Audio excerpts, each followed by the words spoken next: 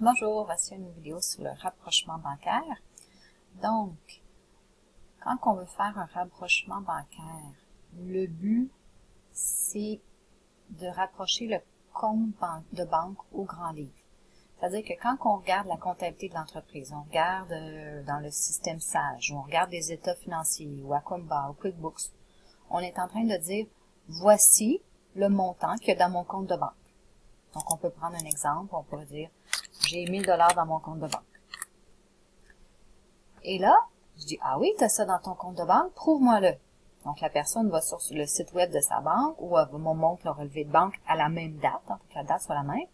Puis là, je vois 800. Souvent, c'est plus, ça peut être 1500.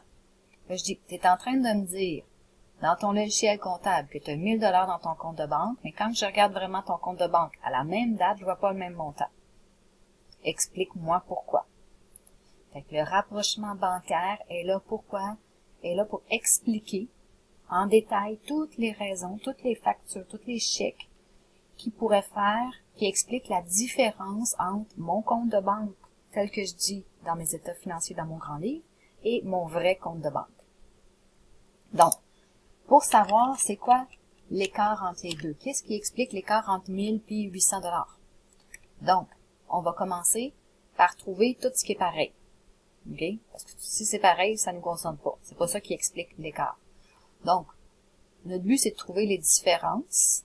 On va commencer par comparer les opérations grand livre et celles sur le relevé de banque. Puis, on va cocher toutes celles qui sont pareilles aux deux places. Donc, je regarde, dans mon grand livre, il y a 100 $ qui est sorti parce que j'ai payé une facture. Puis, ce 100 $-là, vraiment sorti de mon compte de banque, coche. Je les coche dans mon grand livre. Fait que ça, c'est vraiment une job. Je regarde qu'est-ce qu'il y a dans mon grand livre. Je regarde si c'est dans mon compte de banque. Si c'est aux deux places, je les coche dans les deux places. Ça, c'est des choses qui sont pareilles, donc ça n'explique pas les différences. C'est normal que ça soit pareil. Okay?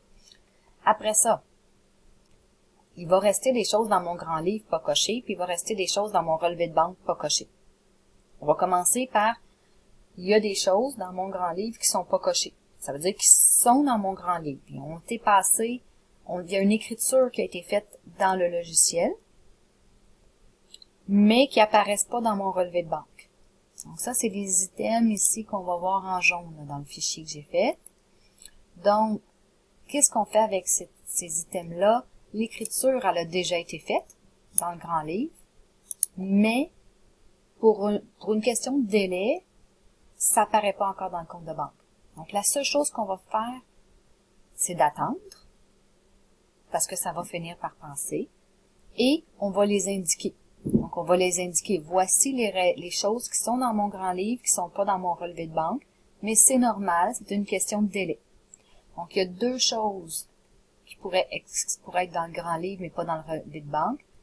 Des chèques en circulation, si on fait des chèques, ou même si c'est des paiements des fois Interact, ça peut arriver aussi qu'il y ait un délai, que j'envoie l'argent à quelqu'un. Je dis, bon, je t'envoie 20 $. Fait que dans ma comptabilité, dans mon logiciel, je mets, j'ai envoyé 20 $ à cette personne-là, mais ça n'a pas encore diminué le 20 $ dans mon compte de banque. Donc, ici, j'ai une petite explication. Le paiement a été fait dans le logiciel. Je dis paiement parce que le compte de banque a diminué. Donc, quand un compte de banque diminue, c'est souvent à cause d'un paiement. Hein. Donc, on a rentré dans notre logiciel qu'il y a eu un paiement. Ici, j'ai mis fournisseur à banque. Ça peut être d'autres choses, mais il faut qu'il y ait banque au crédit. Hein. Le compte de banque a diminué. Mais ça n'a pas encore diminué à la banque, à la vraie banque. Donc ça, c'est une des raisons qui peut expliquer les différences qui soient dans mon grand livre, mais pas. Fait que faut juste, dans mon rapprochement bancaire, je vais indiquer tous les chèques, que moi j'ai entrés dans mon grand livre, mais qui sont pas encore vraiment passés à la banque.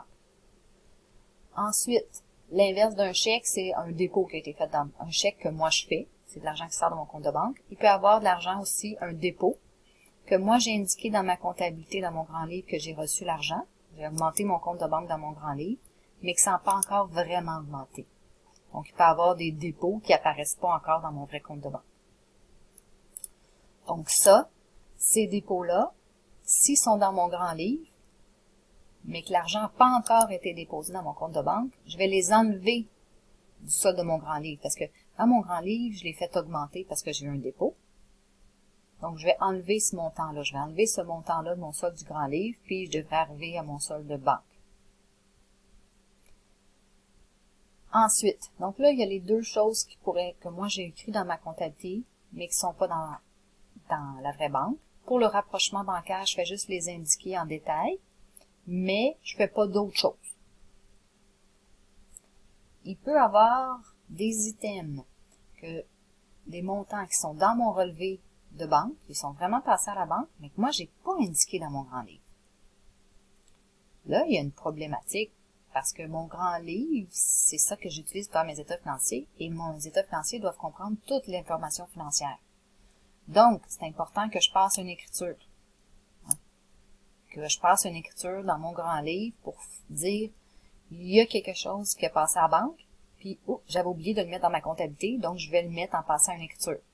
Donc, ces deux choses-là, souvent, ça va être soit des frais bancaires, qui passent automatiquement. J'avais pas reçu de facture, on ne m'envoie pas une facture de frais bancaires. Donc, c'est pour ça que ça n'a pas été rentré dans la comptabilité.